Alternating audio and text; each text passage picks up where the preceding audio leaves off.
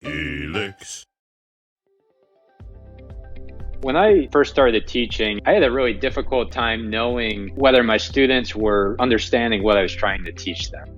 And it was only once we would get to assessments and I was able to assess that through a homework or a quiz or a test and look at the results was I able to determine that. But the challenge of determining that even from assessments was that the tools we as instructors have at our disposal are generally designed to just give you aggregate scores on things. So homework 1, the student got an 85, quiz 1, they got a 92, but that doesn't really give you insight into what a student is understanding and where they're struggling.